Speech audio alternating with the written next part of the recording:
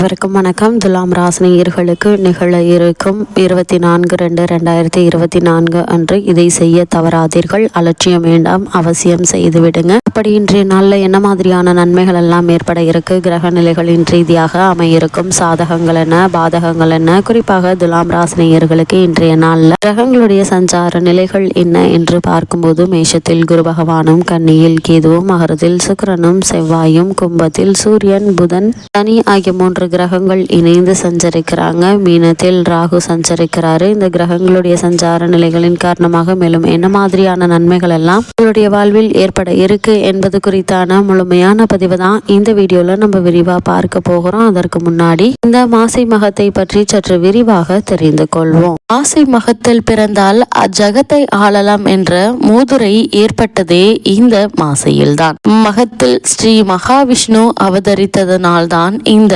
மூதுரையே ஏற்பட்டது. இந்த மாதத்தை தான் மாங்கல்ய மாதம் என அழைத்து புது தாலிச்சரடு அணிந்து அம்பிகையை குங்குமத்தால் அர்ச்சிக தீர்த்த சுமங்கலியாக வாழ்வார்கள் மனதம்பதியினர். கல்வி கேள்விகளில் சிறந்து விளங்க ஸ்ரீ சரஸ்வதி தேவியையும் ஸ்ரீ ஹைகிரீவரையும் இந்த மாதத்தில் பூஜிக்க கல்வி அறிவில் சிறந்து விளங்குவார்கள். அது மட்டுமில்லாமல் இந்த மாசி மகமான இன்றைய தினத்துல திருக்கோவில்களில் உள்ள உற்சவ மூர்த்திகளை நதிநன் நீரில் நீராட்டுவர். புனித நதிகளில் நீராடினாலோ அல்லது தங்கள் வீட்டில் குளிக்கும் போது கங்கை, யமுனை, காவேரி, சரஸ்வதி, நர்மதை, துங்கபத்திரை, கருடகங்கா, திரிவேணி சங்கமம், மந்தாகினி, தாமிரபரணி, கர்ணப்பிரயாகை, ருத்ரப்பிரயாகை ஆகிய புண்ணிய நதி தீர்த்தங்களை மனதால் நினைத்து நீராடினாலோ அல்லது மாசிமக வைபவங்களை படித்தாலோ மிக பெரும் புண்ணிய பலனை அடைவீர்கள். இம்மாதத்தில் நீர்நிலைகளில் புதிய நீரூற்றுகள் உண்டாகி எடுக்க குறையாத மேலும் பெருகி என்றென்றும் வற்றாத ஜீவநதியாக பிரவீகரிப்பதும் இந்த மாசி மாதத்தில் தான். அன்னை பார்வதி தேவி வலம்புரி சங்கு அம்சமாக தோன்றியதும் சிவபெருமான் தனது திருவிளையாடல்களை நிகழ்த்தியதும் இந்த மாதத்தில் தான். இம்மாதத்தில் தான தர்ம செய்வோருக்கு சிவபெருமானும் திருமாலும் இணைந்து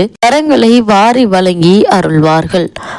பாதங்களை செய்து அதனால் உண்டாகும் பிரம்மஹத்தி தோஷங்களை போக்கடிக்கும் 2 ஏகாதசி விரதங்களும் வருவது இந்த மாதத்தில் தான். காரடையான் நோன்பு, சாவித்திரி விரதமும் வருவது இம்மாதத்தில் தான். எந்திர தந்திரங்களும் மந்திர உபதேசங்கள் பெறவும் சாலச் சிறந்த மாதம் இந்த மாசி மாதம் தான். குலசேகர ஆழ்வார் அவதரித்த மாதமும் இதுதான். தானத்தில் சிறந்த அன்னதானத்தின் பெருமைகளை சொல்வதும் இந்த மாதம்தான். சுவாமி மலையில் தன் தகப்பனுக்கு பாடம் சொன்ன சுப்பையனுடைய அதாவது ஸ்ரீ முருகப்பெருமானின் வைபவமும் இந்த மாசி மாதத்தில் தான். குருமுனியாகிய அகத்தியர் கடும் தவம் இயற்றி தனது அபிலாஷிகளை நிறைவேற்றி கொண்டதும் இந்த மாசி மாதத்தில் தான். இந்த மாதத்தில் புதுமனை புகுதல், தொன்று வாழையடி வாழையாக பல தலைமுறை சந்ததிகள் அந்த புது வீட்டில் வாழ்வாங்கு வாழ்வார்கள் என்பது ஐதீகமாக கூறப்படுகிறது. அது மட்டுமில்லாமல் இந்த மாசி மாத மக நட்சத்திர தினத்தன்று கும்பகோணம் மகாமக குலத்தில் நீராடினால் பாவங்கள் தொலையும், புண்ணியங்கள் பெருகும். 12 ஆண்டுகளுக்கு ஒரு முறை குரு பகவான் சிம்ம ராசியில் பிரவேசிக்கும் நாள் மகமாக கொண்டாடப்படுகிறது. லட்சக்கணக்கான பக்தர்கள் அன்று இத்திருக்குளத்தில் நீராடி புண்ணியம் பெறுகின்றனர். பார்க்கடலை கடைந்த போது கிடைத்த அமிர்தத்தை பெற தேவர் அசுரர் போராட்டம் நிகழ்த்த போது அமிர்த குடத்திலிருந்து அமிர்த துளிகள் தெரிந்து சிதறிய 12 இடங்களுள் இக்குளமும் ஒன்று. மாமாங்கமாடி, மதுரை கடலாடி, ஸ்ரீரங்கமாடி, திருப்பார்கடலாடி என்ற சொற்றொடர் மாமாங்க பெருமையை விளக்க வல்லது.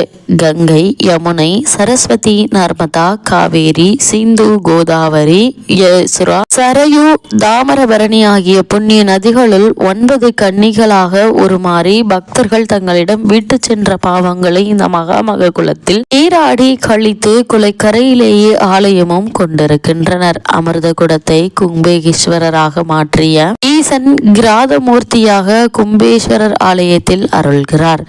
சுதை மூர்த்தியாக இவருக்கு விசேஷ நாட்களில் தங்க கவசம் சாத்தப்படுகிறது. நவக்கன்னியரும் இந்த குளத்தில் நீராடியதால் கன்னியர் தீர்த்தம் என்ற பெயராலும் இத்திருக்குளம் அழைக்கப்படுகிறது. கும்பகோண மகாத்மியத்தில் இந்த மகாமக குலத்தின் வடக்கில் 7 தீர்த்தங்களும் கிழக்கில் 4 தீர்த்தங்களும் நடுவில் அநேக புண்ணிய தீர்த்தங்களும் உள்ளதாக குறிப்பிடப்பட்டுள்ளது. மகாமக நன்னாளில் இத்தீர்த்தத்தில் அமிர்தம் கலக்கப்படுவதாக ஐதீகம் உள்ளதால் இத்தீர்த்தம் அமிர்தசர யோகம் எனவும் அழைக்கப்படுகிறது. இத்திருக்குளம் 15 ஏக்கர் பரப்பளவு, அதன் 4 கரைகளிலும் 16 சிவ சந்நிதிகளையும் கொண்டு விளங்குகிறது. இத்திருக்குளத்தை சுற்றிலும் பிரம்மதீர்த்தேசம், முகுந்தேசம், தனேசம், ரிஷபேசம், பானேசம், கோணேசம், பக்தேசம், பைரவேசம், அகத்தீசம், வினோகேசம், கங்காதரேசம், பிரம்மோட்சம், மூத்தீர்த்தேசம் ஆகிய ஆலயங்கள் உள்ளன. மாசி மகத்தன்று இத்திருக்குளக்கரையில் உள்ள வீரபத்திரனுடைய ஆலயத்திற்கு கும்பேஸ்வரர் எழுந்தருளுவார். அப்போது வீரபத்திரரே அவருக்கு பூஜை செய்வதாக ஐதீகமும் உண்டு.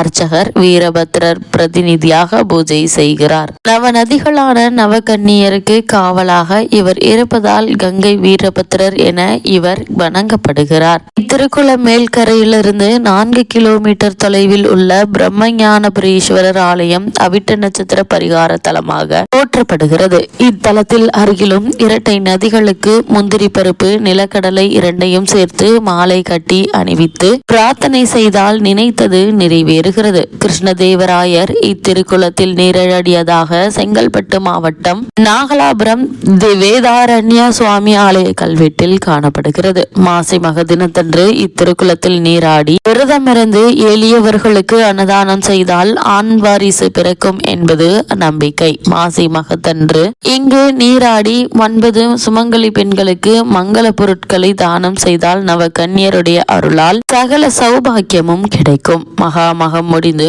48 நாட்கள் வரை இக்குளத்தில் நீராடினால் மகாமகஸ்தான பலன் கிடைக்கும் என்பது நம்பிக்கையும் ஐதீகமாக கூறப்படுகிறது. இவ்வளவு மேன்மைகளை கொண்ட இன்றைய நாளில் துலாம் ராசினியர்களுக்கு மேலும் என்ன மாதிரியான நன்மைகள் எல்லாம் உங்களுடைய வாழ்வில் ஏற்பட இருக்கு என்று பார்க்கும்போது, ராசிநாதனான சுக்கிரன் உங்களுடைய ராசிக்கு 4ஆம் இடத்தில் உச்சம் பெற்ற செவ்வாயோடு இணைந்திருக்கிறாருங்க. இதனால குடும்பத்தில் முன்னேற்றம் ஏற்பட இருக்குதுங்க. அயல் நாட்டு நிறுவனங்களால் வேலை வாய்ப்பு கிடைக்க இருக்குதுங்க. புதிய சொத்துக்களை வாங்கி மகிழக்கூடிய ஒரு தருணமா இந்த காலகட்டம் அமைஞ்சிருக்குதுங்க. துலாம் ராசினியர்களை பொறுத்த வரைக்கும் மாணவ மாணவிகள் போட்டிகள்ல எதிர்பார்த்த வெற்றிகளை பெற இருக்கீங்க. கணவன் மனைவி இருவருக்குள்ளும் ஏற்பட்டு வந்த சிறு சிறு சண்டை சச்சரவுகள், வாக்குவாதங்கள் நீங்கி இருவருக்குள்ளும் அன்பும் அந்யோன்யமும் அதிகரிக்கக்கூடிய ஒரு தருணமா காலகட்டம் அமைஞ்சிருக்குதுங்க. குரு பகவான் 7ஆம் இடத்திலிருந்து ராசியை பார்ப்பதால சுபகாரிய தடைகள் விலக இருக்குதுங்க. எந்த செயலையும் உற்சாகத்தோடு தைரியத்தோடு செய்யக்கூடிய ஒரு காலகட்டமாகவும் காலகட்டம் அமைஞ்சிருக்குதுங்க. திருமணமான பெண்களுக்கு குழந்தை செல்வம் ஏற்பட கிரக அமைப்புகள் உண்டுங்க. அதாவது புத்திர பாக்கிய யோகம் கிடைக்கக்கூடிய ஒரு தருணமா அமைஞ்சிருக்குது என்பதை கிரக நிலைகள் உங்களுக்கு தெளிவுபடுத்துது. துலாம் ராசினியர்களுக்கு கிரக நிலைகளின் ரீதியாக கூறப்படும் பரிகாரம் என்ன என்று பார்க்கும்போது, குலதெய்வ கோவிலுக்கு ஒரு முறை சென்று வாருங்கள். செவ்வாய் தோறும் துர்க்கையை வழிபடுங்க. எண்ணற்ற நன்மைகள் உங்களுடைய வாழ்வில் ஏற்படும் என்பதை கிரகங்களுடைய சஞ்சார நிலைகள் தெளிவாகவும் உறுதியாகவும் உங்களுக்கு எடுத்துக்காட்டுது.